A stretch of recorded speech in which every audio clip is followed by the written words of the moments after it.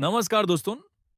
आप सुन रहे हैं स्टोरीज विद सागर, जहां हर कहानी होती है एक राज भरी दास्तान।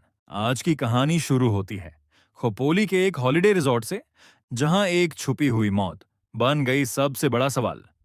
तो चलिए शुरू करते हैं इस कहानी को।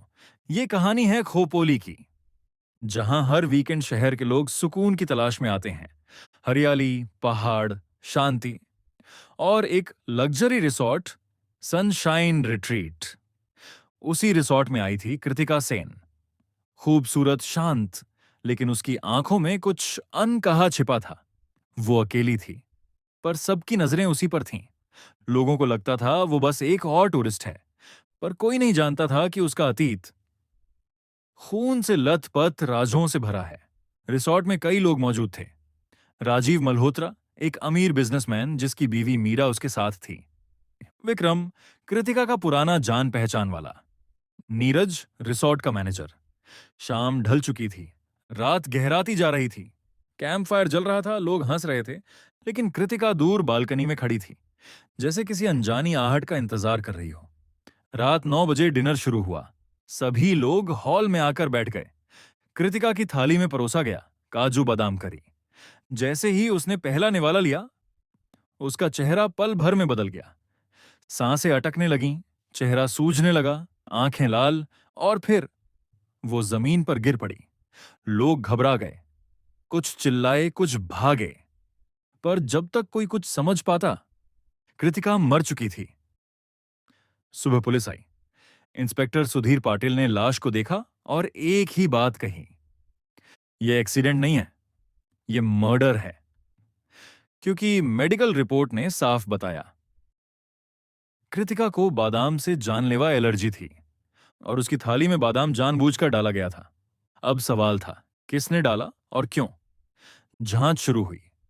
राजीव पर शक गया, क्योंकि कृतिका उसकी पहली बीवी की बहन थी। वो उसे पैसों के लिए ब्लैकमेल कर रही थी।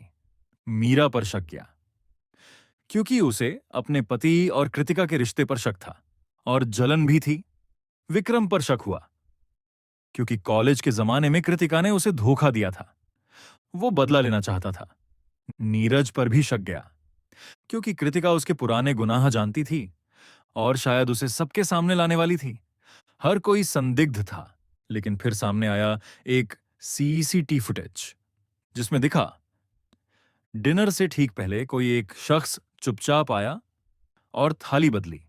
चेहरा नहीं दिखा, लेकिन डीएनए टेस्ट ने सब कुछ साफ कर दिया। कातिल थी मीरा शर्मा। हाँ, राजीव की दूसरी पत्नी। उसने ही किचन में जाकर कृतिका की थाली में बादाम मिलाए, क्योंकि वो नहीं चाहती थी कि कृतिका उसके पति के और करीब आए।